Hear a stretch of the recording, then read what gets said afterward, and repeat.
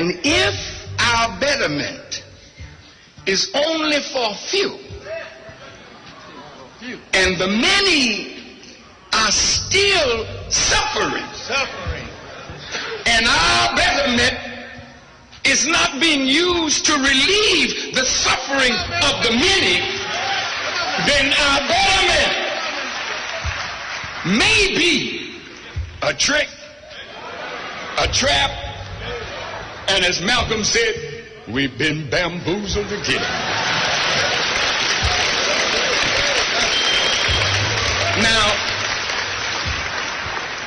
if we look at the proverbial crabs in a barrel, the crabs are trying to get up, but another crab is pulling the crab down. Well, just suppose somebody is at the top of the barrel looking at the crabs, watching the drama of the crabs. And suppose he or she says, come, let us deal wisely with those crabs. Let's take a few out of the barrel and put them at the top of the barrel and let them look back down on the other struggling crabs. Go ahead, minister, go ahead. If we do that, it will give the other crabs the notion that they too can get out. But the crab that's at the top of the barrel didn't get out because of his own talent and ability alone. The crab got out because the master took him out and allowed him out for the master's purpose.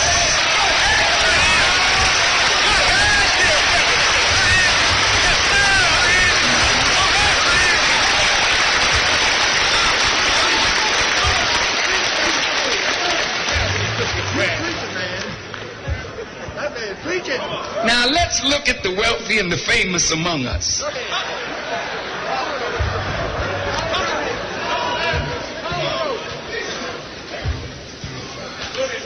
No. I'm not here to knock our wealthy and our famous. I love them. But I want us to look at them. And I want them to look at themselves.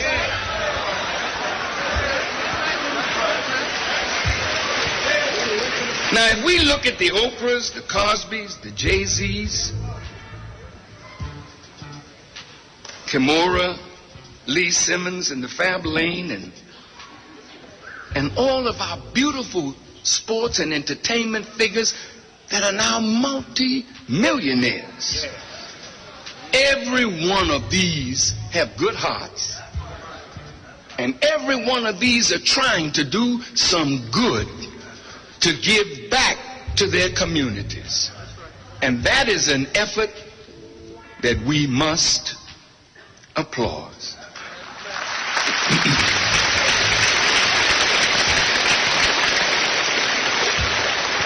But, sorry about that.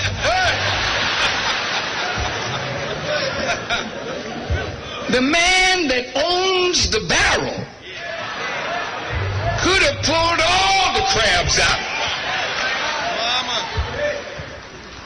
But he gave only a few a doorway out so they could sell to the others the lie that they too can get out. And they have become a buffer between the angry black masses and white people of power and influence that got us looking at our own rich as though they betrayed us, when the wise demons behind them have used them as a buffer to protect them from the anger of the wise or the poor white, the poor black, the poor brown.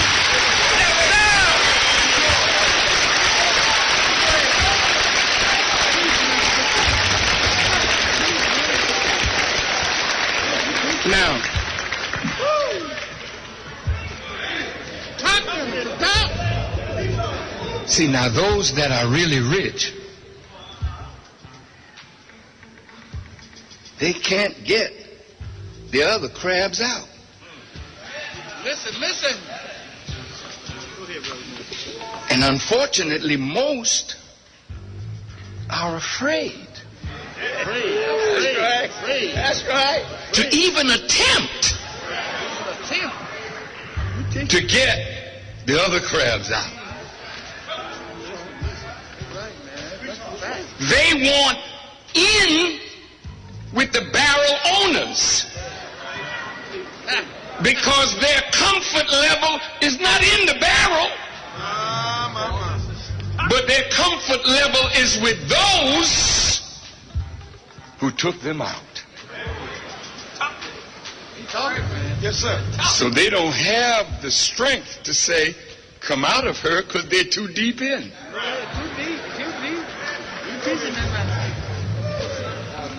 They can't say, come out of the world and let's be with Christ. I mean, really say it. Of course they can say it. Everybody is saying Jesus. This is the end thing. That's right. That's right. It's big business to preach Jesus.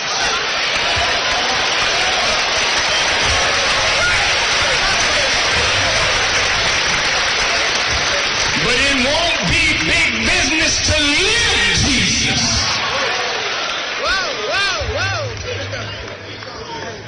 Don't talk, man. If you take the courage to tell the people, come out, you can be in it, but let's not be of it. Come out. A white author and political scientist, his name is Dr. Andrew Hacker, talked about this very same phenomenon. He wrote, quote, we have a black middle class, but it only exists at the sufferance of white America. So I looked up the word sufferance. I just wanted to be sure that I understood what he was saying. He said it means patient endurance, especially of pain and distress. So he said we have a middle class, but it only exists out of our patience, our endurance, especially of the pain and distress at watching our former slaves strut their stuff. Go ahead, Minister. Listen, you talking, man. You preaching. Riding the best that we make. Living in the fine homes that we build. And some white folks say, how in the world could they have these things? And I can't have nothing like that. That's right. He goes on to say, quote, we decide how many of you will be allowed and into which positions. And we decide how many of you is too many.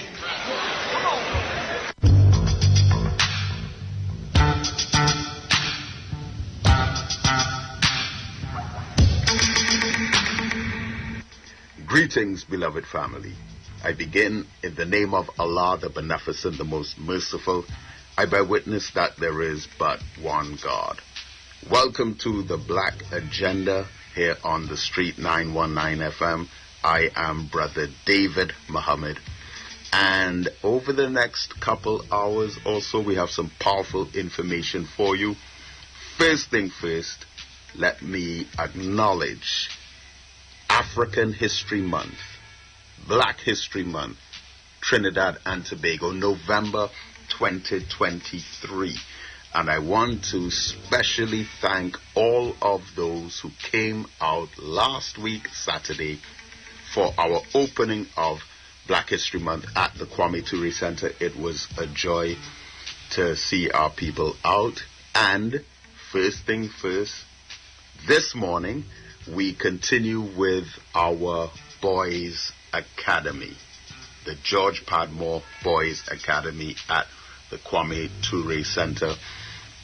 This Saturday morning, November the 4th, and we will be continuing for 5 weeks, going straight up to December the 2nd, which is when we have African Expo number 14. So, a lot of very exciting things are happening for this Black History Month. So, of course, the Boys Academy at the Kwame Ture Center, free breakfast from 10 o'clock in the morning. So from this morning, there'll be free breakfast from 10. You can send the girls as well.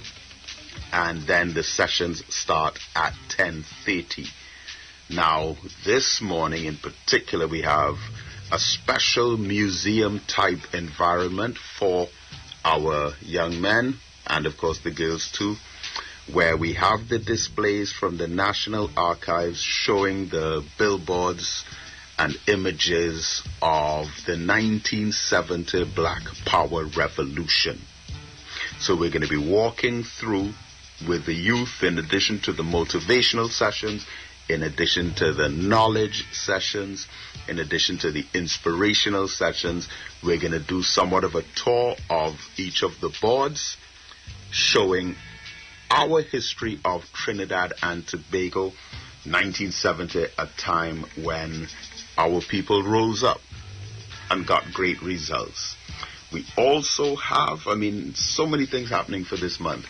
As I would have mentioned, later on towards the month, we're going to have Brother David Manning, son of former Prime Minister Patrick Manning, who did his university thesis on reparations. He's a lawyer, a legal mind, and he has taken up the cause of African reparations for the injustices and crimes against humanity that have been committed against us. We're going to announce all of these dates, but tentatively, Brother David Manning is set for Sunday, November 19th at 11 o'clock in the morning. We have Brother Clive Nunez, living legend of the Black Power Revolution as well, who's going to be coming in during this month of November to do a presentation, first-hand experience and account of the 1970 Black Power Revolution. Next week, Sunday, we have Brother Dennis Muhammad of Guyana.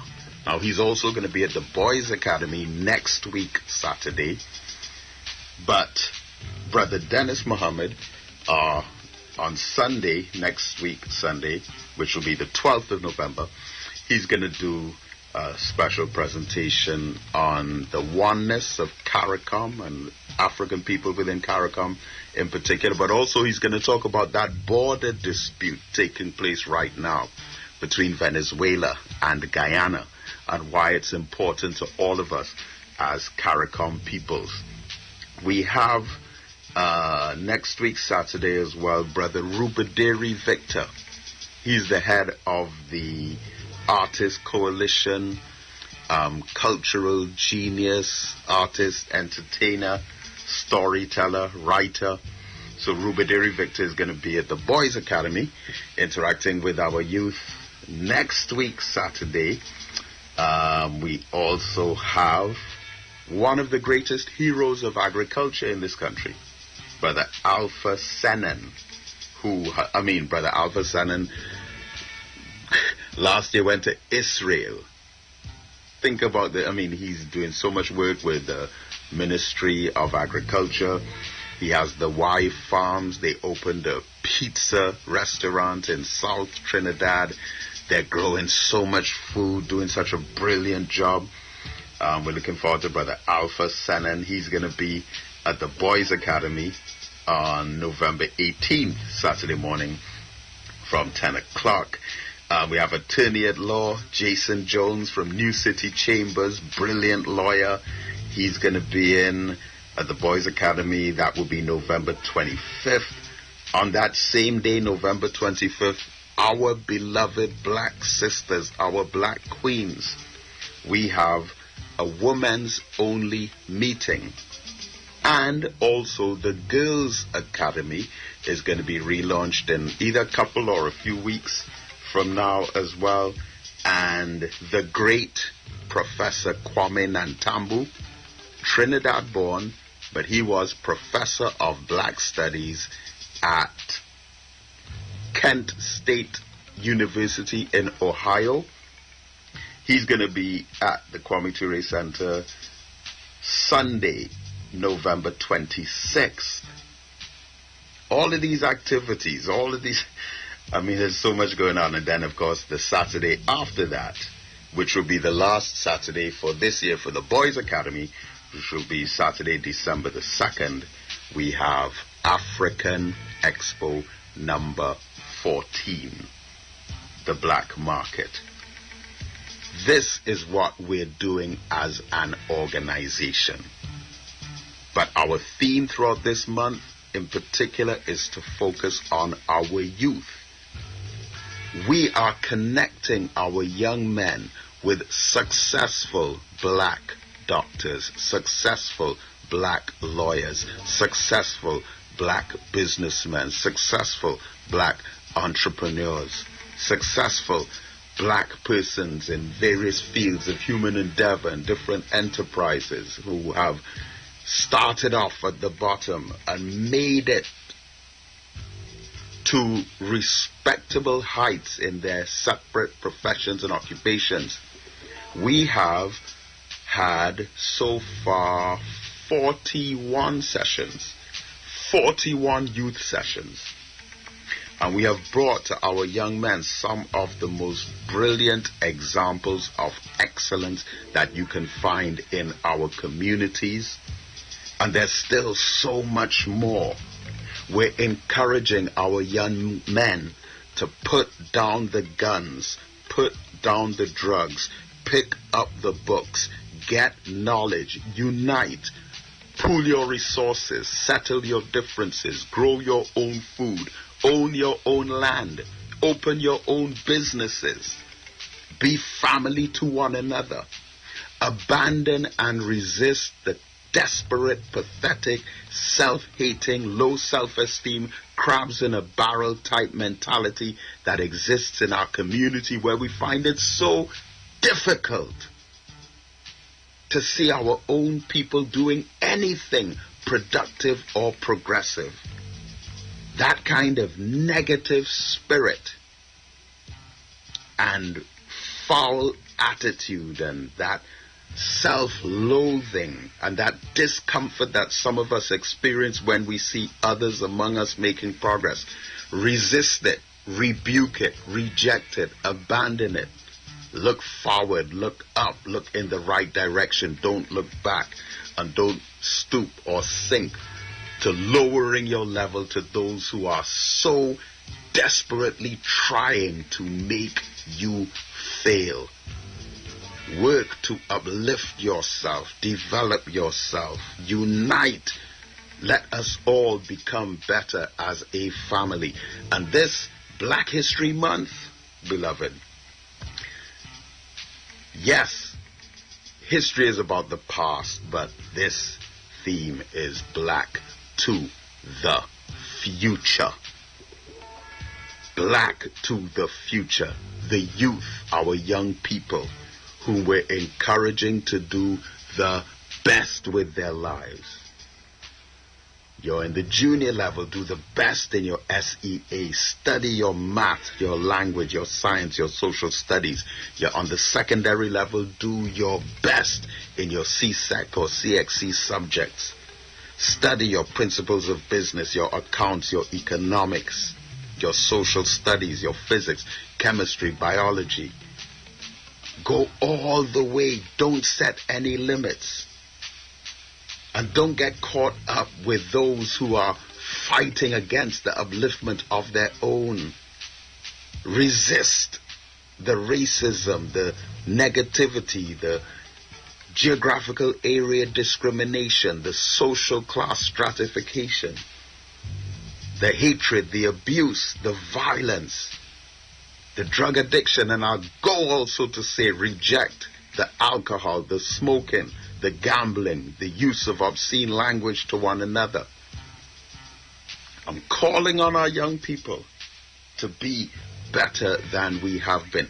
And I'm saying that African History Month, November, is a opportunity for us to accelerate the pace and intensify the degree within which we share knowledge. Yes, this is how we are all year round. And when the month of December comes, particularly towards the end of December, we're going to have, in particular, a Kwanzaa event to close off the year. Oh, we have so much to look forward to. So this is how we operate all the time. As a black organization that is self-funded, we don't have our hands out begging and asking and wanting to borrow and be all dependent and become mouthpieces for political parties in exchange for food and financial security. Hell no. We won't be in a position to set an example for our youth if we live like that. So we're connecting with the great lights in our community and bring out the youth to the Kwame Ture Center. So, for the youth, Saturday mornings from 10 o'clock, again, free breakfast. We have some more jerseys for the youth. I hope you're able to get one. For the new boys coming in, that is, for the newcomers. And of course, as I said, the free breakfast, and then the session starts at 10:30. Saturday mornings for the next 5 weeks, up onto Saturday, December 2nd, where we have African Expo. All right, so support your own, love your own. Now, I have something special for you. Just going to run a short clip of wisdom, and then we're going to come back and I'm going to play for you our presentation from the opening of African History Month at the Kwame Ture Center last week. There is some powerful information, there's some powerful points, and to be honest, if I did the full presentation live this morning, I would have said literally the same things that I said last week. It was a fantastic day. We had our people fill our auditorium. Afterwards, we had a meal together, we dined, we interacted. Listen, the Kwame Ture Center on Sunday mornings from 11 a.m. to 1 p.m., our weekly Nation of Islam meetings open to the public.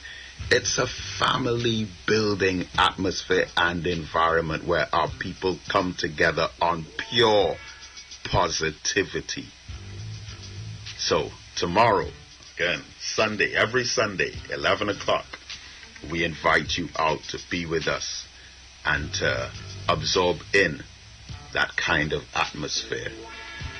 So, I have for you my speech from last week at the opening of Black History Month and why this kind of consciousness is so important, particularly for our youth, for our young people, whom we're calling on to be as excellent as they can be. We're calling on our youth to reject the self-hatred, reject the self-destruction, reject the lifestyle where we're led or misled into criminal thinking, which leads to criminal behavior, which are rooted in the wrong attitudes. Reject the weapons of the devil that were made to destroy us in the first place. That is why even when those weapons are in our hands, we destroy no one else but ourselves. Reject that. Do you know if just 3 or 4 of us get together and have a conversation about doing something constructive instead of something destructive, we can come up with, in those nucleus of thoughts, such powerful opportunities that we could give ourselves. You'll be amazed. All we have to do is reverse that trend of thinking from negative to positive, and it is like miracles will happen for us. I'm telling you, beloved.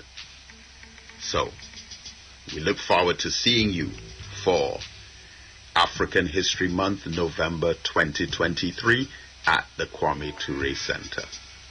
2 times you'll find us for sure. Fridays at Juma at 1, Saturday mornings from 10 to 12 with the Boys Academy, and Sundays from 11 a.m. to 1 p.m.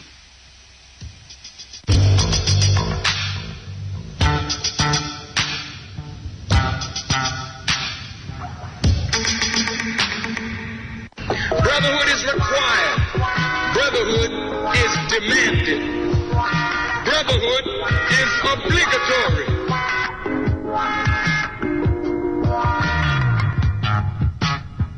Black man, get up. Black man, stand up. Black man, you better listen. So there's a need for brotherhood. Black man, get up. Black man, stand up. Black man, you better listen. Black man, get up. Black man, stand up. Black man, you better listen. Brotherhood is demanded. Black man, get up. Black man, stand up. Black man, you better listen. Brotherhood is required. Brotherhood is demanded. Brotherhood is obligatory.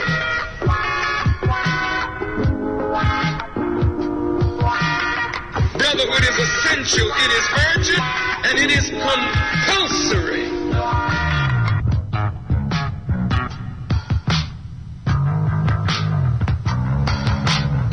But the time demands brotherhood.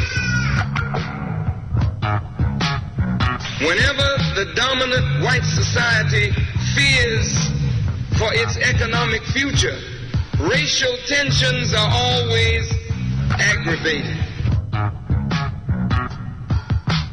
The aim of Almighty God is to bring the black man and woman together. The aim of Almighty God is that we, no matter how divided we have been in the past, must experience unity in order to gain the success that we seek and the progress that we desire. There is no way that a divided people can build a future.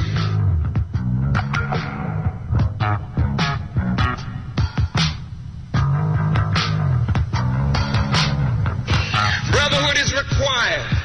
Brotherhood is demanded. So there's a need for brotherhood.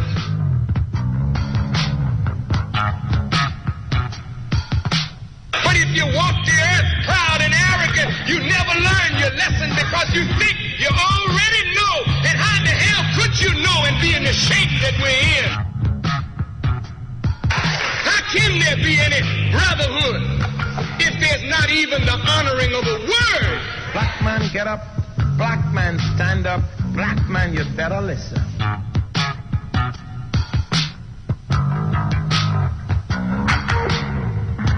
Black man, get up. Black man, stand up. Black man, you better listen. Black man, get up. Black man, stand up. Black man, you better listen. But the Quran and the Bible bear witness that the heavens and the earth were created with truth. Black man, stand up. Black man, you better listen. Brotherhood is required. Brotherhood is demanded. Brotherhood is obligatory. Brotherhood is essential. It is urgent and it is compulsory. I feel that every man that wants to speak should have the right. And if you think you know it better, get on up and get on and do the job. But if you don't know what to do, and all your mouth is able to do is condemn and criticize, but you have no works to show the rightness of your philosophical adherence?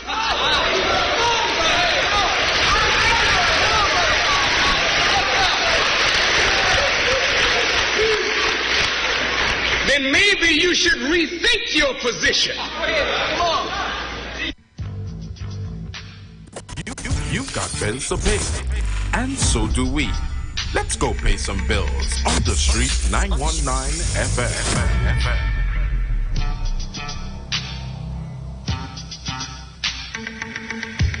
Turn your lights down low and listen to the Master's radio. Get in touch with God. Turn your radio You are invited to join Pastors Morris and Agnes Johnson of the Church of the Firstborn Assembly Miracle Center, located at number 399 Eastern Main Road, Guayco in Sangre Grande, for the Old Time Gospel Hour Family Radio Ministry every Sunday from 11 a.m. to 1 p.m. Mondays at 9 a.m. to 10 a.m. Trauma and bereavement. Also every Tuesday from 9 a.m. to 10 a.m. The Law and You. Wednesdays from 9 a.m. to 10 a.m. Dealing with disabilities. And every Friday evening from 9 p.m. to 5 a.m. All night prayer live on the street 919 FM. Designed with you in mind. This program deals with today's issues from a biblical perspective. You will also be given the opportunity to call in and interact with us. Micah 6:8 says, He hath showeth thee, O man, what is good, and what doeth the Lord require of thee, but to do justly and to love mercy, and walk humbly with thy God. Your financial support through the First Citizens Bank would be greatly appreciated. Account number 795-2222. For further information, call 753-1113 or 236-7271.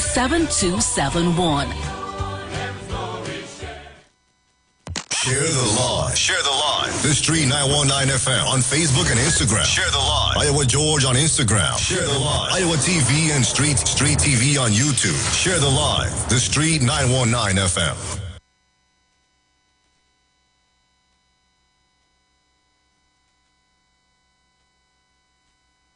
We have been told by our enemies that we should remain apart because of our differences. But the Honorable Minister Louis Farrakhan gave us a black agenda where we are mandated to come together in spite of our differences.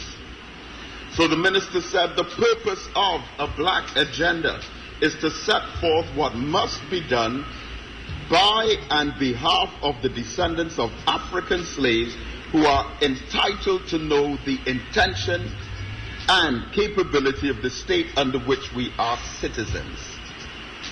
We must know specific truths. So we raise the question then, why is black history important? Not just history. We've explained that important, but why is black history important? And I just did a number of presentations in at least 7 different schools in England for Black History Month over there, which is October, and for Black History Month in England. Again, I've been making the point. The Prime Minister has to acknowledge Black History Month. The opposition leader has to acknowledge Black History Month. The mayor of each town, the members of parliament, all of the schools and the principals, every single institution must acknowledge and recognize Black History Month because there are black people in the population. We, with a much bigger black population, still are having conversations and discussions about whether or not we should teach it. What does that say about the frame of mind of some of those who are charged with authority in our society, in particular over our black youth? So even though history looks into the past, for this African History Month, we are looking into the future. And we're paying specific attention to our young people, hence our theme is Black to the Future. But we must set a foundation. Why is Black history important? First, Black history forms a link towards knowledge of the greatest dimensions of ourselves, offering us the opportunity to build on our strengths and learn from our weaknesses. Black history gives us a foundation of relevance for all other academic subjects, including mathematics, science, language, art, philosophy, and music, because Black people were the pioneers of just about all areas of human interest.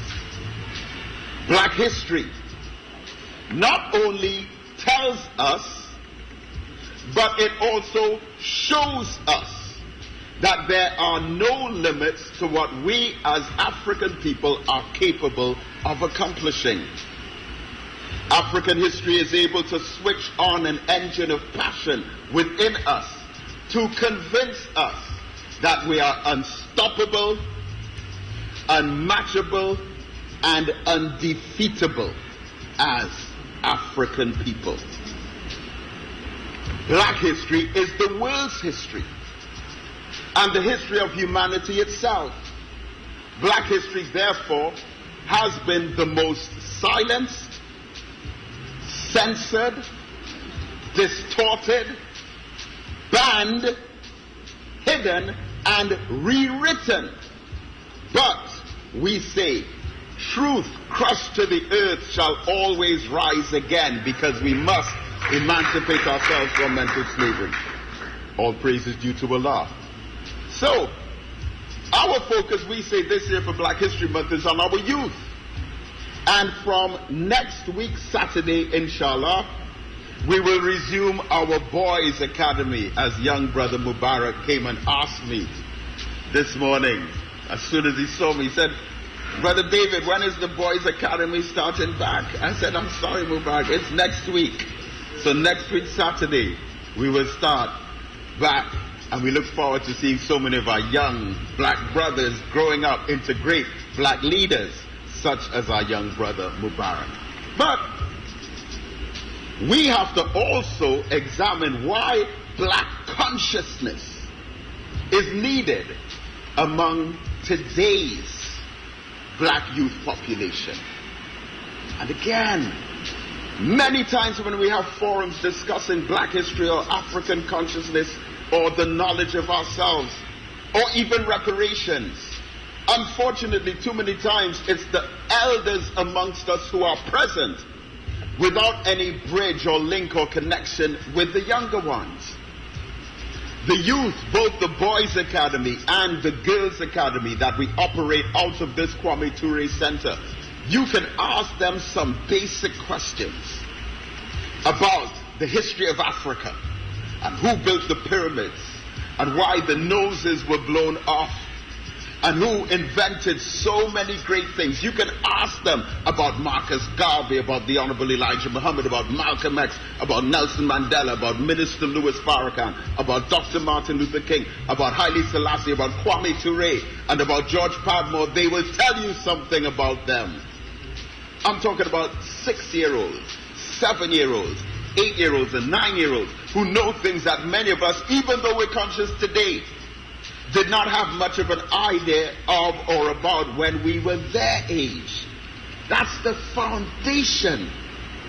And then when we build on that, by the time they get to 18 and resist the allure of the guns and the drugs and the gangs and the disrespect of the Black woman and the ignorance out there, but they gravitate towards unity and strength and education and knowledge and opening businesses and getting land and growing their own food.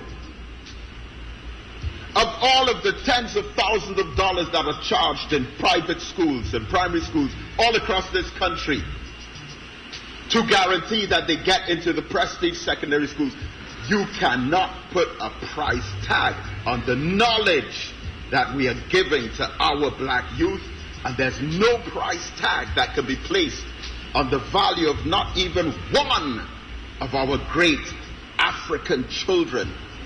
The same great African children who are despised and scorned and ridiculed and splashed across the front pages of the newspapers as young criminals. And this is why it has been so easy over the last few weeks. There's so many people to make so many negative statements about our youth, while a blind eye is turned towards white-collar criminals. Now, why black consciousness is needed among our youth populations? 1, the struggles of yesterday must be continued today to establish further platforms of resistance. 2, knowledge of the experiences of our oppressed ancestors and what they went through adds value to the worth of our lives today. 3, more and more, as globalization continues, black consciousness bonds, ties, and unites us with other black populations internationally that can benefit from our unity.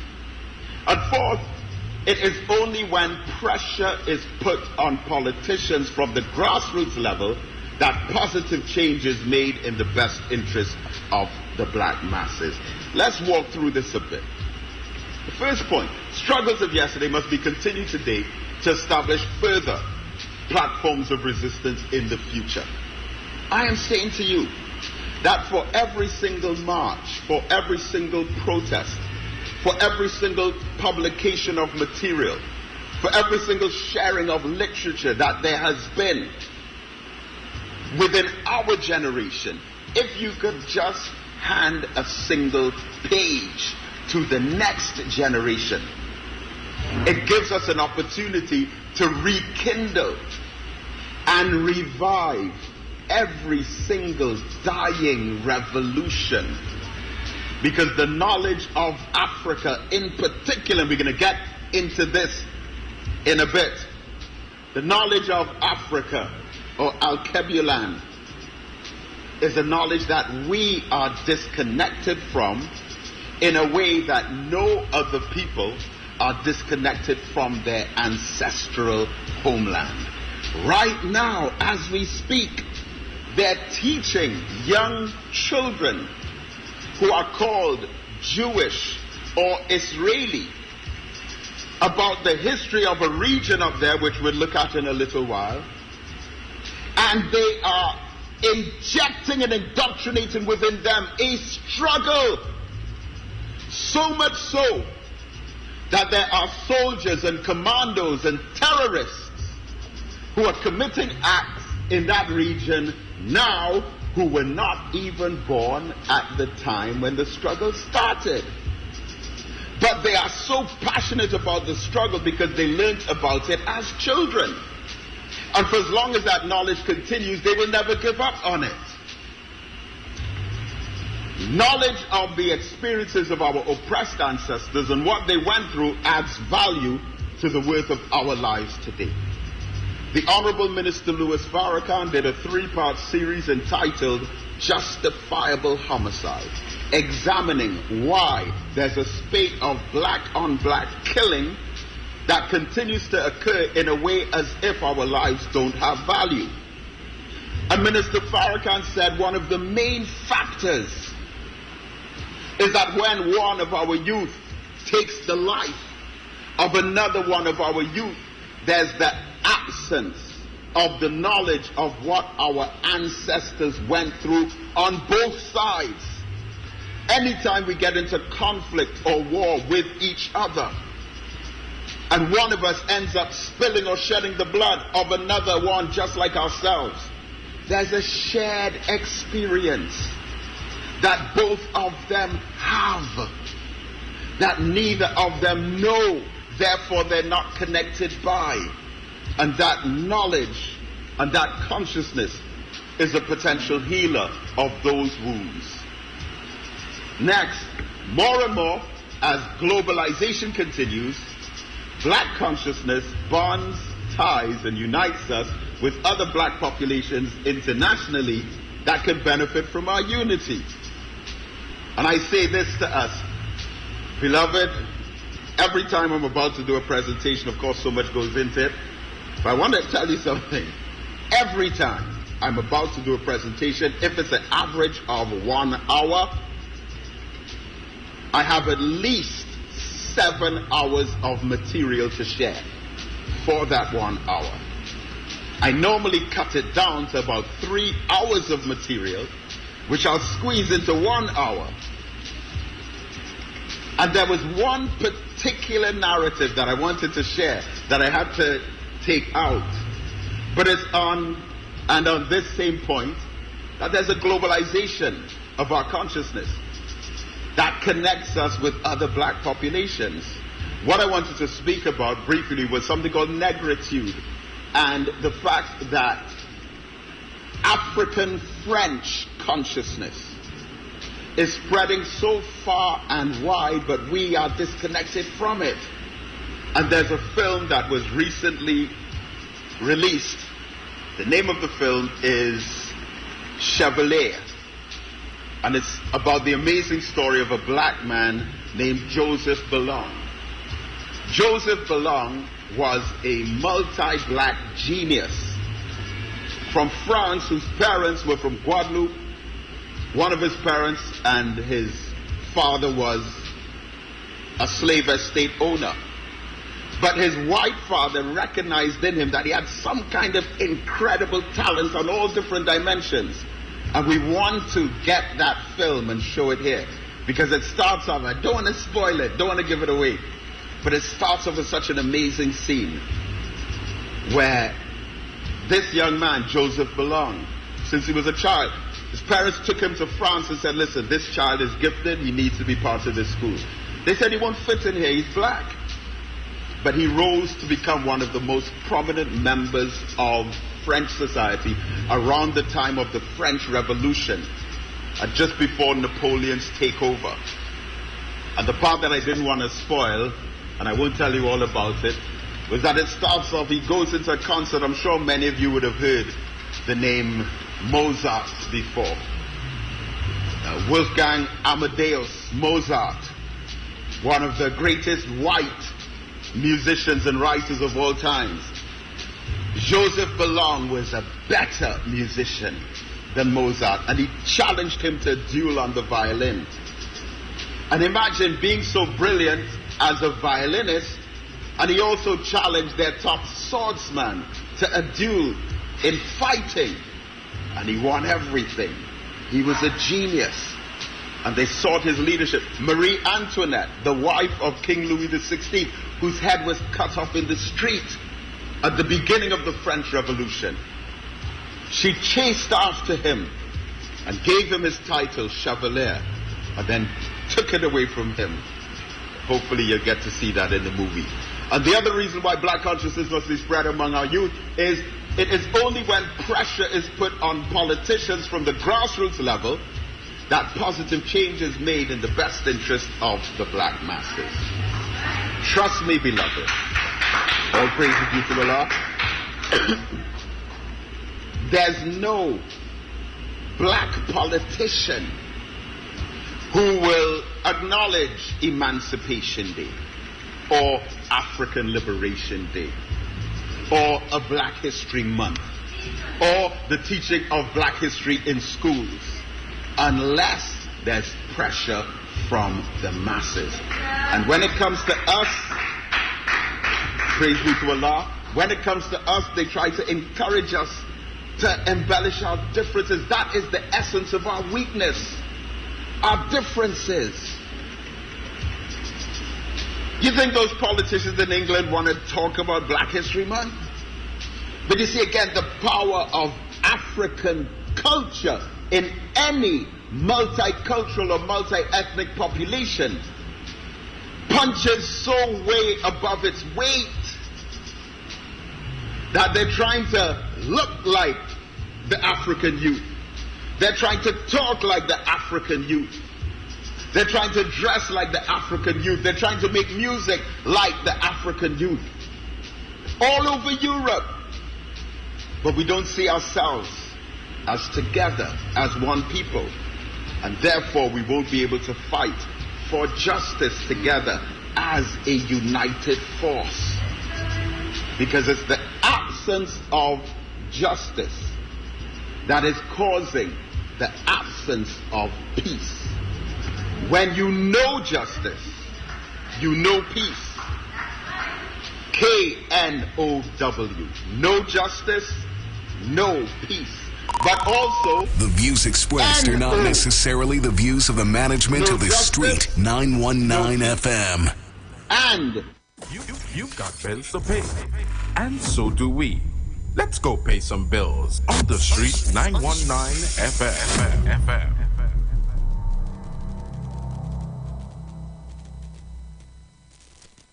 Are you feeling the Christmas spirit? Are you feeling joy this year? Well, stay tuned to the Street 919 FM. As we take you through the Christmas season. All your favorite Christmas hits from then till now. Christmas is a vibe on the Street 919 FM. It's beginning to sound a lot like Christmas on your radio.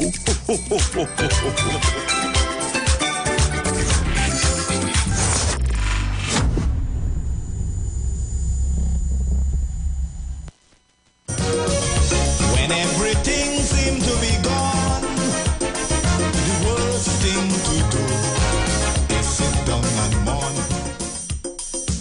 Every Sunday from 1 p.m. to 3 p.m. Let's talk politics on a Sunday on the Street 919 FM. Sunday Talk. Come on, people. This is a balanced program. Share the love. So don't give up hope now. We gotta keep on trying. Tune in to 91.9 FM and join us in the village with Dad Triplets every Monday from 7 p.m. to 10 p.m. We are here to fearlessly confront important issues and engage in objective discussions on the latest trends. You could also catch our live stream on WZYE 95.9 FM, New York, New Jersey. Get informed, get inspired, get educated every Monday, 7 to 10 p.m. right here on this radio station.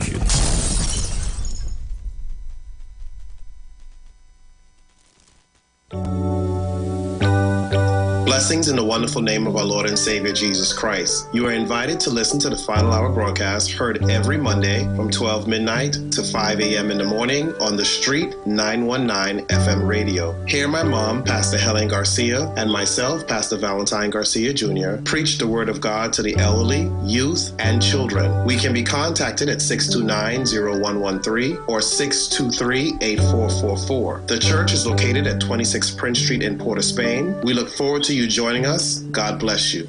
As my life I lay it on the altar, as my life. Looking for a safe and relaxed professional massage therapist and nutritionist? Look no further.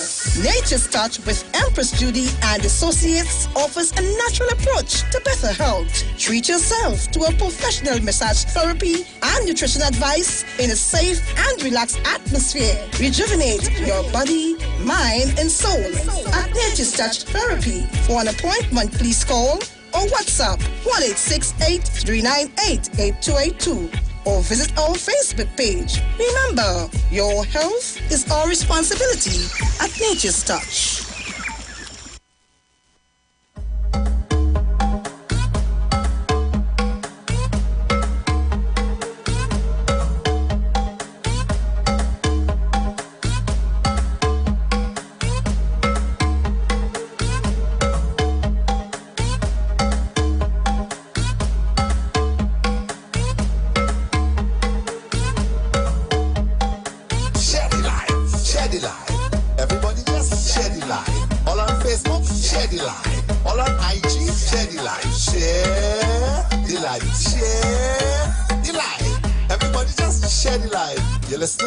Listen now.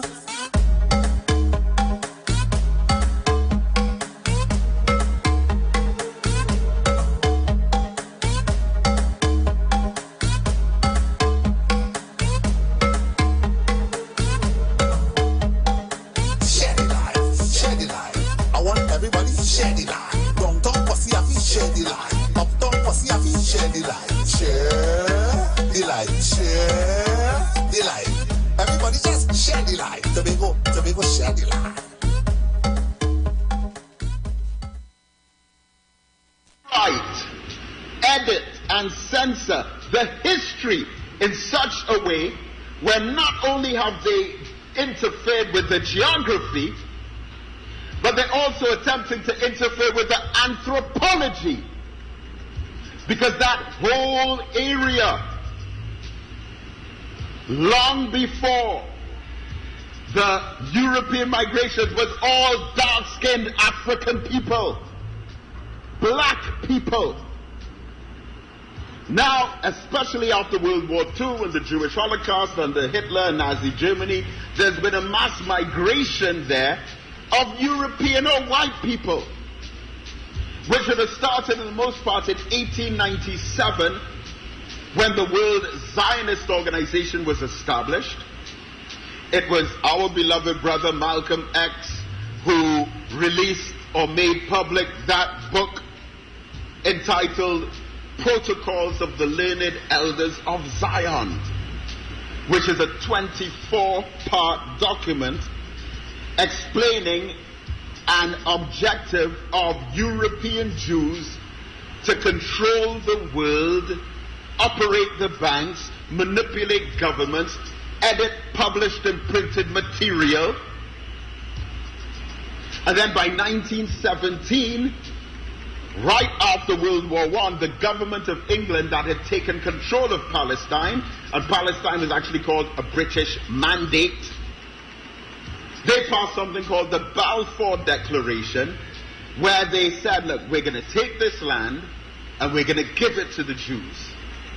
That was a secret at first. Then they started selling bits and pieces of land to them, granting tiny bits and pieces of land. And then, slowly but surely, they'll start opening businesses. And then they'll get access to the most minerally rich and fertile land that was best for agriculture. Slowly but surely, before Israel was even established. But who were the first Jews, though? The lineage of Judaism or Jewish people comes out from the prophet Abraham. Abraham was an African man who was black in Northeast Africa. He is, according to the lineage of Jewish theology, Abraham was the first Jew. Abraham, who was an African man, had a son named Isaac. Isaac married Rebekah. And Isaac and Rebekah had a son called Jacob. Isaac, the son of Abraham, was African, along with his brother Ishmael. Rebekah was an African woman. And Jacob was their African child. Jacob also had a twin brother, another African named Esau. And they were born to Isaac and Rebekah after 20 years of marriage when Isaac was 60 years old, according to Genesis chapter 25 verse 20 and 25 verse 26. Now, this is not just a stolen legacy, but it's a stolen identity. But it's all right there for us in this book. Look at it. Jacob now, African man, had 12 sons and 1 daughter. He also had 4 wives, and the children of Jacob, his sons, not the daughter, but his sons were referred to as the children of Israel. These children of Israel also became known as the 12 tribes of Israel. All 12 tribes of Israel were 12 African tribes. Again, the reference is in the Bible. But look at it, and then look at it closer. Now, there are, from the original descendants of the African Jews, and to say African Jews is almost like an oxymoron because Jews are African. So there are 3 major ethnic divisions within the Jewish world. There's the Ashkenazim or Germanic Jews of Eastern Europe who largely migrated back to that region after World War I with the help and the assistance of the British government through the Balfour Declaration, to the Sephardim or Sephardic Jews from Spain and Portugal who were the closest geographically, and 3, the Mizoram or Mizrachim or Easterners and the Middle Eastern and North African Jews. These are the most recognized, but there are those who are there and who never ever left. It's like when I was in Saudi Arabia and we were on a tour right there in Riyadh of the castle of King Abdulaziz, and the tour guide was explaining how Saudi Arabia became so rich, and the different tribes of the Arabs came at different times and they established different institutions. And then I asked the tour guide, I said, I saw some dark, very dark, jet black Africans. He was explaining to us how all the different tribes came to Riyadh and how Saudi Arabia became prosperous after the discovery of oil. And I said, but the black ones, the very dark black ones, I said, when did they come? And the tour guide said to me, he said, no, they were always here. See, the others came and found them here. This is technically a white Arab who's explaining this. He said, no, they didn't come to Saudi Arabia. The dark-skinned, jet-black ones, they didn't migrate to Israel, migrate to Egypt, migrate to Jordan, migrate to Syria, migrate to Palestine. They were always there. Even in places like Qatar, Bahrain, United Arab Emirates, Abu Dhabi, anywhere you see these jet black-skinned persons, either they're temporary workers on contract from places like Ghana, Nigeria, Uganda, and Kenya, but the indigenous ones were born there. Their great-great-great-great-great-grandparents were born there long before any white people got there. Now, we're seeing white Jews involved in a conflict, and there are false charges of anti-Semitism being placed against the Honorable Minister Louis Farrakhan, and therefore the Nation of Islam, as was formally announced yesterday, is taking out a $5 billion lawsuit against the ADL, the Anti-Defamation League, who is the leading organization of the Jewish people. If you go on the Nation of Islam website, there's the letter and a 17-minute video of the minister explaining that case. But underneath the letter, listen, there are about 13 links under the heading Exhibit A, Exhibit B, Exhibit C, Exhibit D, E, F, G, H, I. And when you click on each of those links, you get an average of almost 100 pages of newspaper reports, television reports, press releases, going back over the last 30 to 40 years of them in the public accusing Minister Farrakhan, a black man, of being anti-Semitic when African people are the original Semitic people. To call an African man anti-Semitic is one of the most ridiculous and biggest lies that can be told. And we look forward to receiving that $5 billion if justice is served for the Nation of Islam. Now, let's take a closer look again. And this history is coded in the Bible. So there are 12 tribes of Israel, 12 sons of Jacob, and of course Jacob wrestled with the angel, overcame it, and then took the name Israel. According to the Bible, the 12 sons, Reuben, Simeon, Levi, Judah, Dan, Naphtali, Gad, Asher, Issachar, Zebulun, Dinah, who was the daughter, Joseph and Benjamin. According to the Bible, the fifth son, who is Judah,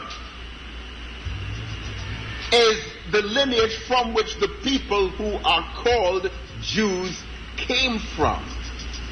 But all of them, again, are Africans who lived in Africa. And Judah was just one of those 12 tribes. Now take a close look at this.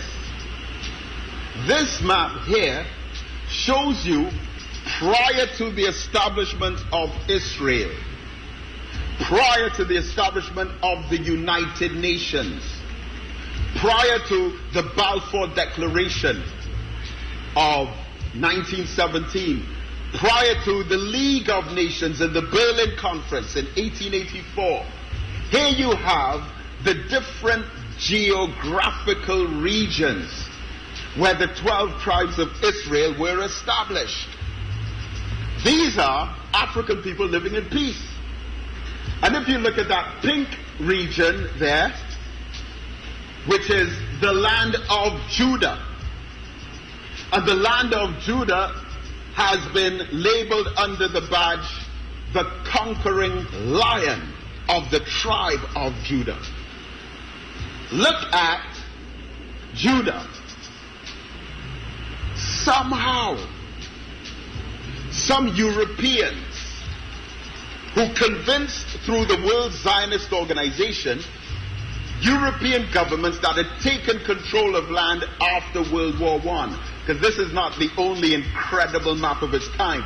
You look at the European maps before 1914 and after 1919, and you'll see all different kinds of places, Moravia and Perugia, and places like Ukraine within the mainland of Russia, and all different types of countries and regions that don't exist anymore. War and the conquest of land. But a wise man once said that the first casualty in any war before death start is truth. So first they interfere with the truth. Now look at that pink area, Judah, or the land of Judah, of which the original tribe of Judah, which was one African tribe out of 12, that is where they geographically and historically and anthropologically have a right to. Now, 1947 comes. Look at this. The green is Palestine. The white is Israel. Don't look at the rest. Just look at 1947 for now. What color is it? What color is it? Green. Green. Are you seeing some white dots in between there? Right. That was privately owned land that was given by the British government in what was called the British Mandate.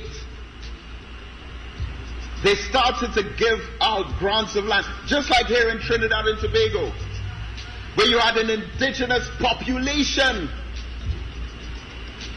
And then after enslavement, with the passing of laws such as the Master Servants Ordinance and the Habitual Idlers Ordinance and the Squatters Laws, white people started coming in from Europe and being given free land here and there.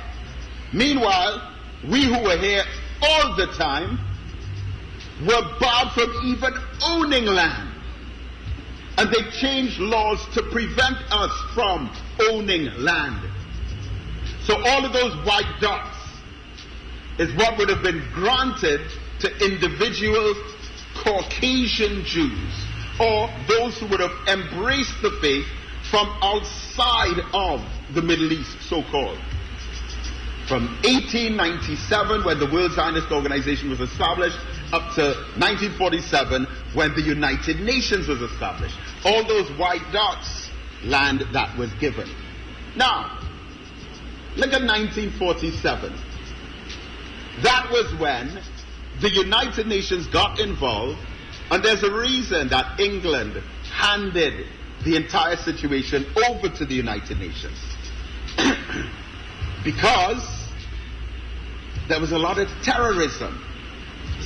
Go back to 1947 for a while. All of those dots of land were contentious issues. There was conflict. And then, of course, there were acts of terror. People are coming in, they're taking our land, they're stealing our land. This is a problem. And when the British government started slowing down on giving the Jewish people more land, guess what happened? You had acts of terror by the Jews on the British government. They started sending letter bombs to British members of parliament. This had nothing to do with the Jews or the Palestinians, the Arabs, the Muslims. The Jews felt, you trying to stop us from getting more land? No. They even killed a police officer, hung him up on a lamppost, and planted bombs on the body so that when they took him down, the body exploded and killed other people. And that was so common. They never went to bomb them after doing that.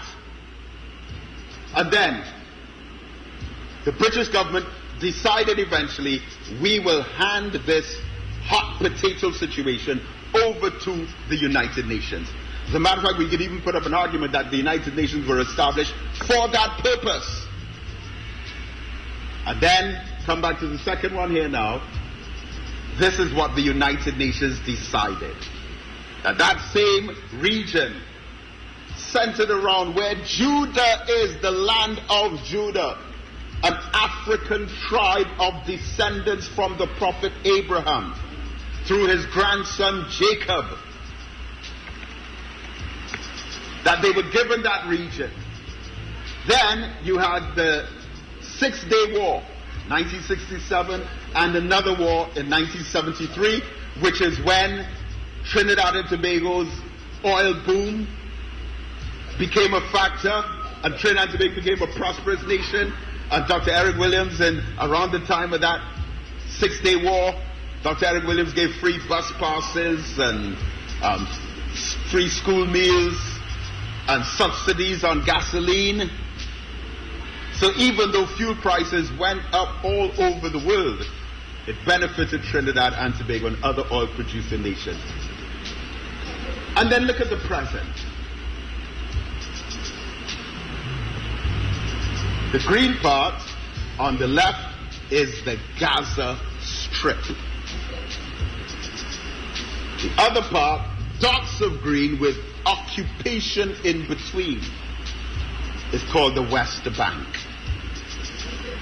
And on a daily basis, there's oppression, there's apartheid, cutting off of electricity, cutting off of water, cutting off of fuel, medical supplies. But look at it. But we have to acknowledge the fact that all of that, just like so many other parts of the planet, were occupied by African people and stolen from African people. But the brainwashing has been so effective that it has caused us to sit back and observe it. And something for you to think about. Anytime one country invades another country is called a war. Russia going to Ukraine, they take some land, it's called the Russia-Ukraine War. In 1991, with Iraq and Saddam Hussein and George Bush, it was called the Iraq War or the Gulf War because it was over land, Kuwait. But look at how they've gone in and out of Africa, stolen land and killed people, but they never called it a war. How is that? That any other people that you invade or take land from and kill is a war. But you do it to African people, it's something that we sit back and observe. So, this is African history. It's in Africa.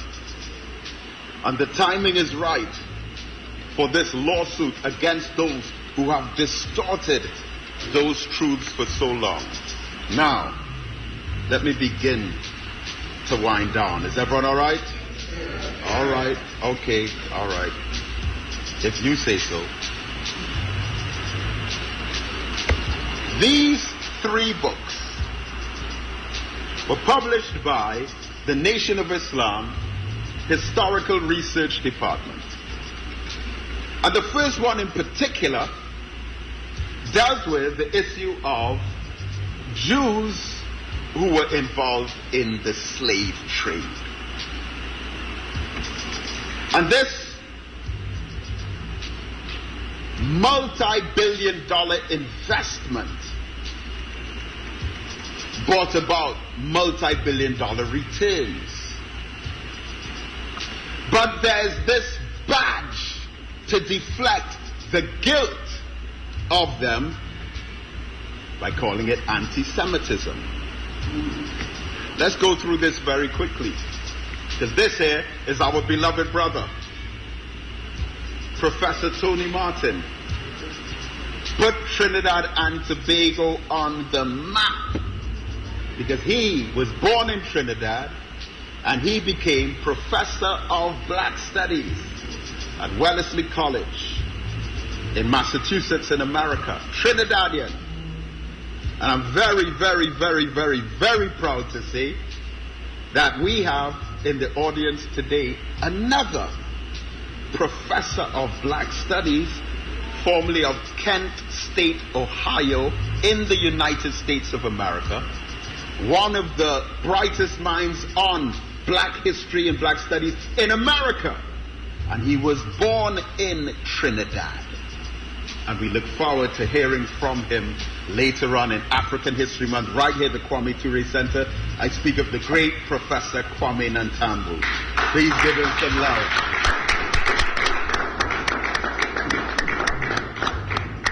And Professor Kwame Nantambu he doesn't just have a presentation to share, he has years and years and years and years of knowledge and experience to share. And we look forward to hearing from Professor Nantambu within the next couple weeks or so. But Professor Tony Martin had recommended that book, the Blue Book, from the Nation of Islam, to be required reading in some of the courses at Wellesley College in Massachusetts. Him doing that, he was accused of being anti-Semitic. And they came down on him, insisting that he lose his job at Wellesley College in Massachusetts, Trinidadian born.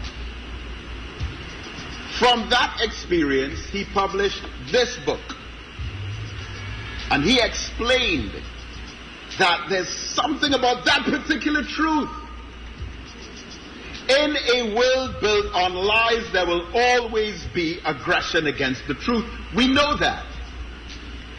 But Professor Tony Martin was alarmed. He said, but wait, what is it particularly about that specific truth about Jews enslaving Africans and Africans being the original Jews? What is it about that kind of information that they go for your throat? They want to take food off your table. They want you to lose your earnings. They want you to lose your status in society. And he was curious. My beloved brother and friend, attorney at law Malik Zulu Shabazz of Black Lawyers for Justice, said in 2010, anytime you take on a major foundation of the architecture of white supremacy, which is white Jewish power and influence, you're taking a great risk to your life, your interests, and organization. And I was blessed to be one of the featured speakers along with Brother Malik Zulu Shabazz in Jamaica a couple months back in August for the Marcus Garvey celebration. We all saw the Kanye West situation. When they say Kanye West, I don't know the exact figure, but some of the reports said that he lost $2 billion in earnings. $2 billion. What did he do that was so wrong? He said something that the Jews did not like about the dynamic between African people and Jewish people. Adidas removed him as a partner because of this accusation of anti-Semitism.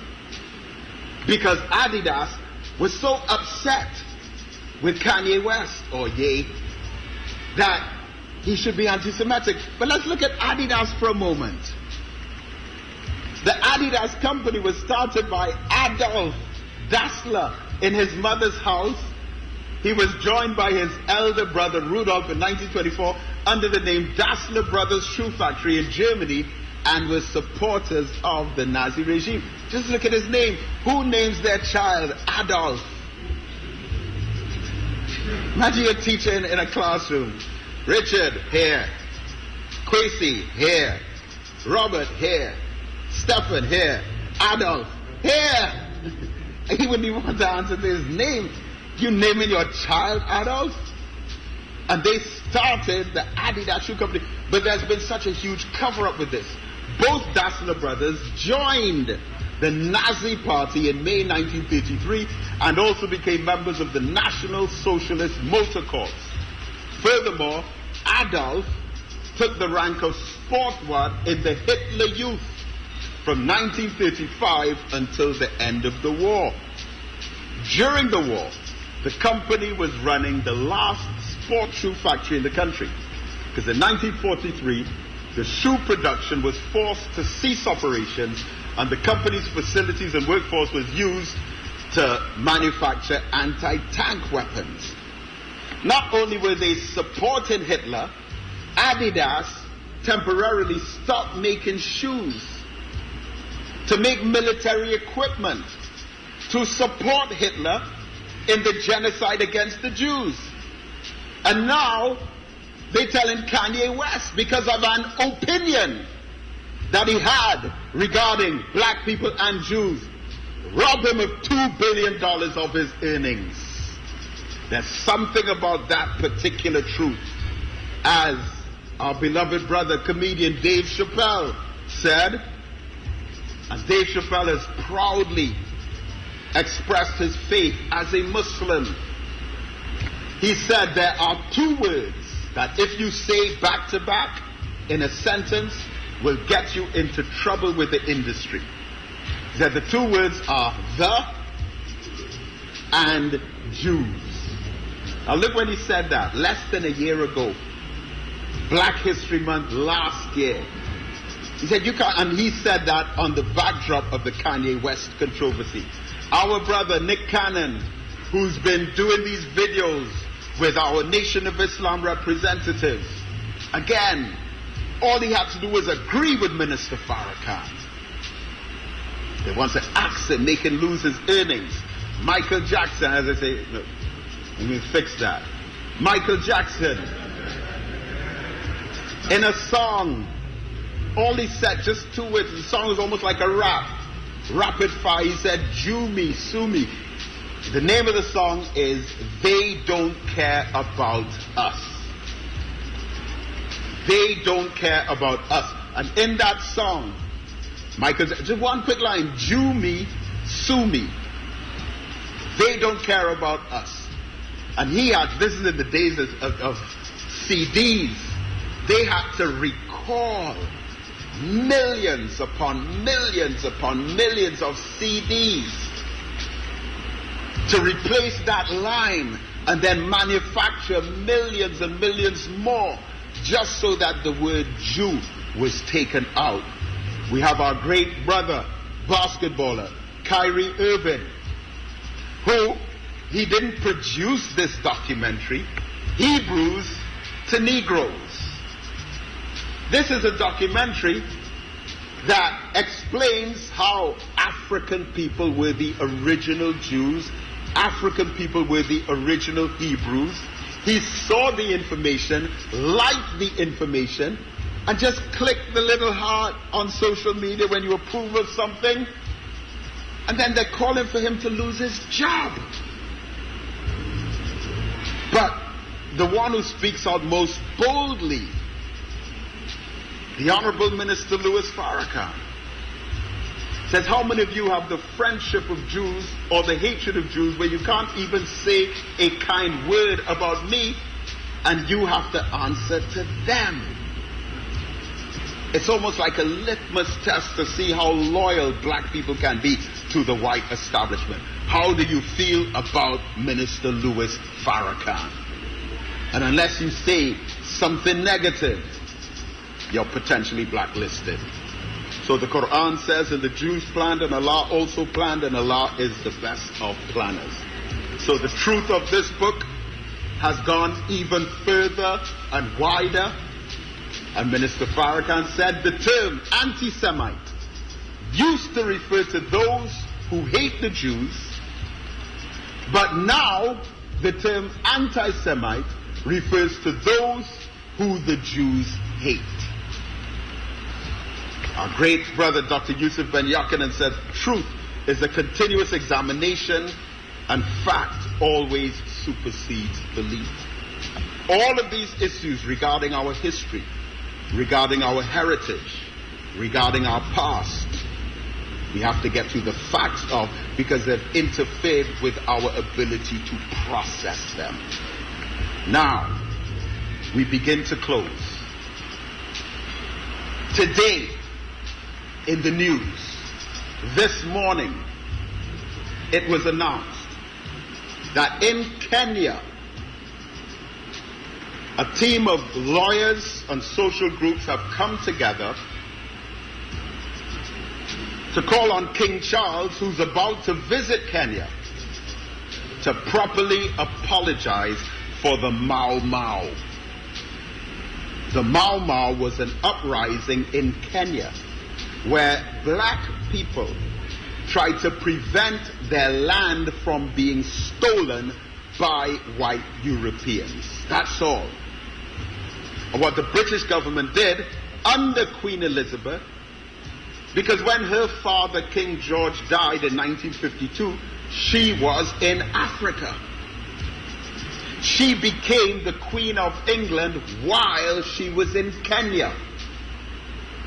And while she was in Kenya, the Mau Mau revolution was taking place, and the British created these concentration camps, similar to the Palestine situation. They killed and tortured more than 80,000 Kenyans. Think about what I'm saying. 1,700 Israelis were killed last week or 2 weeks ago. Since then, 7,000 Palestinians have been killed by the Israelis. 80,000 Kenyans either killed or tortured. Included among them was President Barack Obama's grandfather, Onieni Chika Obama, who was not even a member of the Mau Mau revolution, but they were going after the families of them. Collective punishment, which is a war crime, by the way. That if you're fighting against a group of insurgents and you kill their relatives, kill their neighbors, or kill people who they know because they refuse to give up information about them, and you take their lives, that is a war crime, as we see taking place right now. So she became the Queen of England in 1952 while she was in Kenya. And this is some of the internment of the men. All they were doing was preventing people from stealing their land. They were beaten. They were tortured. They were electrocuted. They had their genitals cut. They were attacked by animals in vicious concentration camp type prisons under the direct leadership of Queen Elizabeth II. And now her son, King Charles, is about to visit Kenya, and they're having discussions as to whether or not he should apologize. Think, after all that, They're having special closed-door meetings to decide on whether or not he must apologize on behalf of Britain for the Mau Mau rebellion and the genocide that they did between 1952 and 1960. The Land and Freedom Army, even the FBI mentioned the Mau Mau when they were talking about preventing the rise of a black messiah, and they named 4 men. The FBI and the CIA in America said we must prevent the rise of a black messiah. They mentioned the Honorable Elijah Muhammad, Malcolm X, Martin Luther King, and our own Kwame Ture. And they said because leaders like that might be, this is the FBI, might be the beginning of a true Mau Mau in America. Because they've been watching all the while. And it's not disputed. It's believed there's actually more than 80,000. But if our consciousness is not intergenerational, we lose out. So, let me close up quick. We're victims of stereotypes, prejudice, and discrimination. The great Dr. Jacob Carruthers says, people of African descent are the victims of stereotypes and profiling on a psychological as well as a social level. He said negative media images are the product of intellectual fabrications that were designed to justify racial exploitation and injustice, especially slavery, colonialism, segregation, and the denial of economic, social, and political equality to persons of African descent. In the study of psychology, schemas are mental representations of a class of people, objects, events, or situations. And Dr. Carruthers said, one of the greatest objectives of our open enemies has been to control the way we think about Africa and to control the way we think about images that come out of Africa, emancipating ourselves from spiritual mental slavery as well as psychological mental slavery. And there are consequences of the belief in false white images that represent spirituality. This is one of the greatest lies that were ever told. And the consequences of believing in that as a God are, one, there's a subliminal suggestion that becomes a subconscious conviction that white is superior and that black is inferior. Second, the deeper spiritual potential of our own religious practice becomes crippled because we can never become like God. This is what they say God looks like. And if God is white and the sun is white, and if you see the sun, you've seen the Father, no matter what good deeds you do, you can never, for as long as you're black, be like God. Third, a legacy of low self-esteem and self-hatred is perpetuated by the permanent establishment of the visibility of these white images. Why? We must keep the struggle in mind.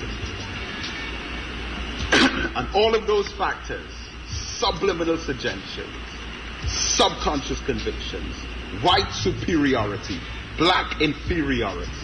We cannot be like God. Low self-esteem, low self-hatred. Do not accept the brainwashing. Do not accept. And this one here in particular was one of the most famous portraits, period, of the last century. And one of the places where it's most famous is in places that have black populations. And with that kind of brainwashing, images like this can take place where one little child can be put in authority to be honored and respected by multiple black populations. Well, we're declaring the days for this kind of scene is over. And through our great brother, the great Kwame Ture, formerly Stokely Carmichael, who spoke of black power, but he also referred to black power as being dynamite in the ghetto. And that is something that is in our hands, but we fail to activate it because of our lack of unity. Kwame Ture explained that racism is the predication of decisions and policies on considerations of race for the purpose of subordinating a racial group and maintaining control and power over that group. The great Dr. Claude Anderson in Black Labor, White Wealth said, racism against black people has been a virulent undercurrent in our society for hundreds of years. In various forms, it insinuates itself into all aspects of our lives. Yet it is not an acceptable topic for discussion anywhere. And it was at the Million Man March led by the Honorable Minister Louis Farrakhan on October the 16th, 1995, that he made this document public, which was first published in 1931, the Willie Lynch speech, where they came up with a scientific and psychological methodology to divide and rule and divide and conquer black people. He said it's necessary that your slaves trust and depend on us, the white slave owners. They must love, respect, and trust only us. These kits are your keys to control them. Use them. Who is them? That's us. And they took the deepest science to explain how to control us, and they said that this method would last for 1,000 years into the future. So the mechanisms to control us as enslaved people were laws, coercive bodies, the church, political and social divisive strategies, and plantation punishments. So our beloved sister published the Post-Traumatic Slave Syndrome, which describes a set of behaviors, beliefs, and actions associated with or related to multi-generational trauma experienced by black people that include undiagnosed and untreated post-traumatic stress disorder as a result of slavery. This requires profound social change, mind control, and mind manipulation, which are mastered arts by imperial powers whose agendas are able to thrive as a result of the people being kept away from vital information. So, I begin to conclude with this. How our enemies rule us, they make us think we're different. Then they exaggerate those differences. Then they make those differences major issues of conflict and contention. And finally, the enemy steps in as a solution provider, resolution creator, conflict resolver, and peacemaker. But this is why the Honorable Elijah Muhammad referred to them as the skunk of the planet Earth. Because everywhere a skunk goes, not only does it leave a bad smell, but even after it's gone, the stench is still there. And it's the stench of our disunity and division. And we close looking at these examples. Apartheid South Africa. How did a tiny minority of whites in South Africa rule an enormous majority population of blacks? Through divide and rule, divide and conquer, get some of us who will be against others of us. Then create the division, leave us to fight and diminish each other's numbers while they step away. And this is why Malcolm X said he had more respect for the white man in South Africa with his apartheid racism than the white man in America with his hypocritical racism pretending to represent equality for all. But all of these images based on our disunity, the whites promoted inter-ethnic hatred through the entire society, and from here loathing was scientifically, mentally induced into a mass population to be at war with itself. This is the Rwanda genocide, where one group of Africans were placed against another group of Africans by an invisible group of Europeans. It's the same struggle that goes right back to our early days of enslavement.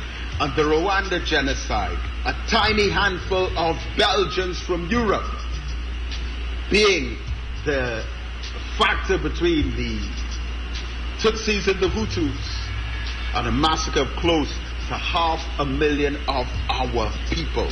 Same thing with the Angolan Civil War, 1975 to 2002, where after independence, different proxy Europeans representing different groups, they know you all should be in charge. No, you should be in charge. We will help you overthrow the last government, and so on and so forth. And you see it happening all the time. And even right now, in Africa, in places like Chad, Mali, Burkina Faso, the Sudan, where there are these coups and revolutions, they all have one thing in common: French interference, European interference, giving weapons and promises to one side to combat their own brothers on the other side. So, beloved family, the Honorable Elijah Muhammad said, we must unite. We must settle our differences. We must pool our resources. We must set up skills banks and think tanks and not allow our enemies to divide us, because in dividing us, they rule us. And this is a legacy of knowledge, of consciousness that we have to continue sharing with our children. So, beloved family, I'd like to thank you so much for being patient with me. And just before I close out, let me just tell you a bit about what's coming up for Black History Month. And you will have to stay in touch with our social media pages to get the exact dates on everything. But from next week, Saturday, inshallah, we're resuming the Boys Academy sessions. 10 o'clock in the morning, Saturday mornings, right here at the Kwame Ture Center, our youth, our Boys Academy, and we provide free breakfast from 10 o'clock for all of the boys, and then our session starts at 10:30. We finish around 11:45. We're just doing a series of 5 weeks from Saturday coming, going into December. As I mentioned, we have the great Professor Kwame Nantambu, who will be speaking here within a couple of weeks. Again, we're going to just stay tuned to our social media pages. Make sure you're able to receive our WhatsApp messages, that you get the information out. So Professor Kwame Nantambu will be sharing some of his great wisdom and experience with us. We also have Minister Dennis Muhammad of Guyana.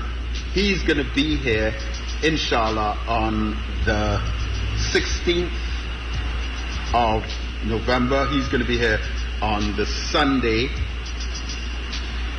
which is the 12th, the 12th. So Minister Dennis Muhammad from Guyana will be here this same time, Sunday, 12th of November, and he's going to be addressing, among other things, that current ongoing border dispute between Guyana and Venezuela, and how and why CARICOM must speak with one single voice on behalf of all of our CARICOM neighbors. And of course, Brother Dennis Muhammad always has a lot to share about various business opportunities as well for us to get involved in. We also have the son of the great former Prime Minister, Patrick Manning. David Manning, not Brian. David Manning. Brother Brian Manning going to come here and talk about it. A good brother, love that brother, but I mean, come on. Now, David Manning did his university thesis on reparations. And so he's going to present some of his research. It's really brilliant. He's a lawyer. So he's looking at it from a legal angle.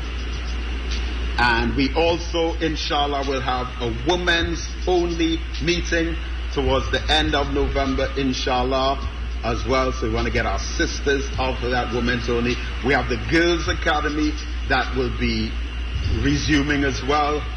And so much other stuff. So much other stuff. Inshallah, we'll get some of the schools to come in And from tomorrow morning, I'll be speaking at different schools. I'll be speaking at 2 schools, inshallah, tomorrow morning, down in Deep South, Pleasantville and Marabella. So, it's going to be a great African History Month, November 2023. And it ends going into December, where on Saturday, December the 2nd, we are having African Expo number 14, the Black Market, right here in the main auditorium. There'll be food available, there'll be clothing, there'll be cultural items, there'll be books, there'll be all different types of products. So come out and support black business. So I thank you so much once again for being patient with me. Thank you for listening. And may Almighty God, Allah, continue to bless you. As I greet you in peace, Assalamu alaikum. Thank you very much.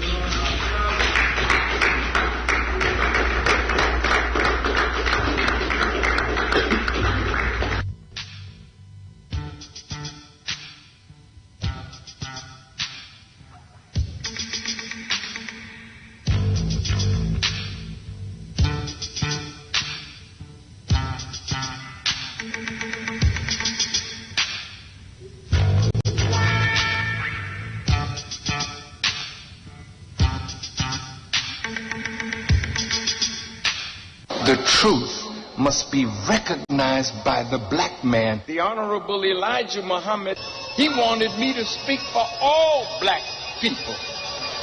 Think for the whole and speak for the whole. Here's the way I want you to think.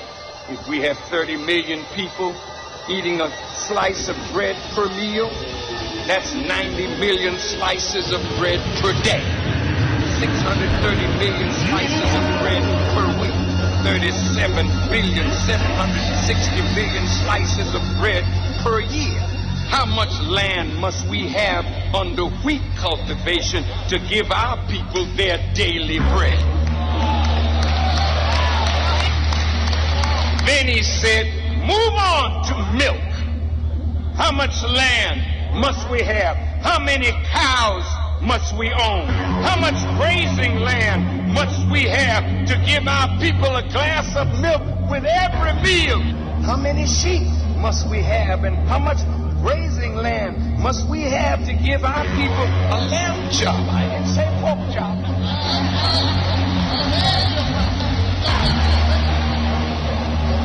Lamb chops. They ain't got to rob nobody.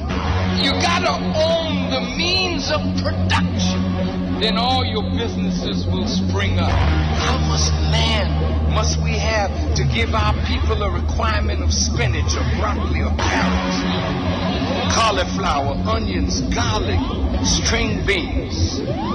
All the things that help us to feed ourselves come from the land.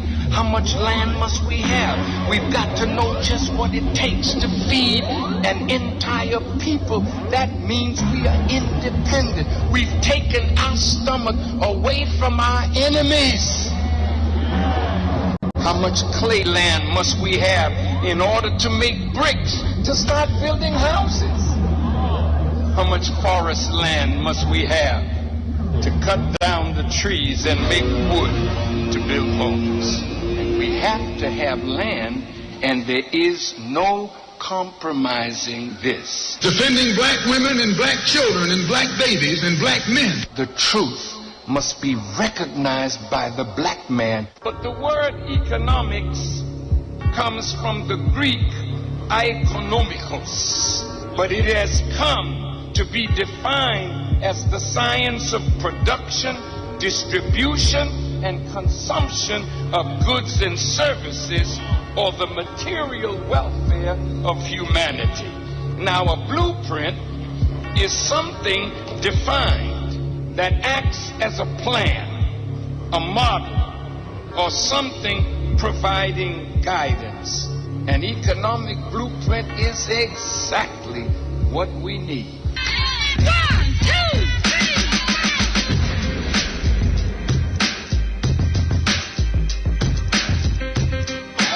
Doctor, you in the house? Lawyer, you in the house? Teacher, you in the house? Preacher, you in the house? Tell me something. If you don't eat well, how long will you practice law? If you don't eat well, you become the patient, doctor. So don't look down on a farmer. Look up to a farmer, because today it will be us farming our own land, producing our own food that will save our lives. The views expressed are not necessarily the views of the management of the Street 919 FM. Are you feeling the Christmas spirit? Are you feeling joy this year? Well, stay tuned to the Street 919 FM.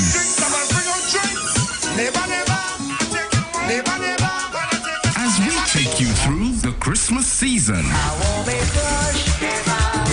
All your favorite Christmas hits from then till now. Christmas is a vibe on the Street 919 FM. It's beginning to sound a lot like Christmas on your radio.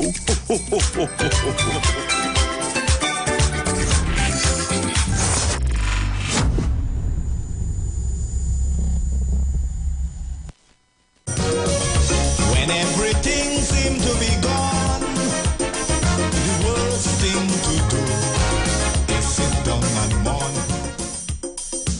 Every Sunday from 1 p.m. to 3 p.m. Let's talk politics on a Sunday on the Street 919 FM. Sunday Talk. Come on, people. This is a balanced program. Share the love. So don't give up hope now. We gotta keep on trying.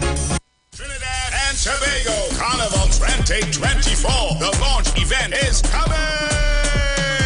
Join us for this epic cultural explosion on Saturday, 4th November from 3 p.m. at the Queen's Park Savannah. Bring the entire family. It's absolutely free. Dear Carnival, it's time to come back home.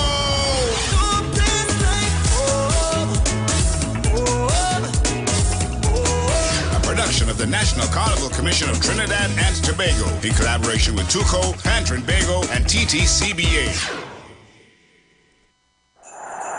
Okay, Rudolph, make her right. Then, hold on. Mrs. Claus sent a WhatsApp. The elves are hungry. Pick up a Royal Castle Queen bucket, a King bucket, some royal wings, a family meal, a few combos, some extra delicious coleslaw, crinkle-cut fries, potato salad, and a snack box for yourself. Oh, and don't forget that delicious honey mustard sauce. It's really lashing. Okay, Rudolph, let's get that delicious local Trini flavor. Royal Castle, here we come. Royal Castle is the local something that makes it all taste better. Happy holidays from Royal Castle. Tune in to 91.9 FM and join us in the village with Dad Triplets every Monday from 7 p.m. to 10 p.m. We are here to fearlessly confront important issues and engage in objective discussions on the latest trends. You could also catch our live stream on WZYE 95.9 FM, New York, New Jersey. Get informed, get inspired, get educated every Monday, 7 to 10 p.m. right here on this radio station.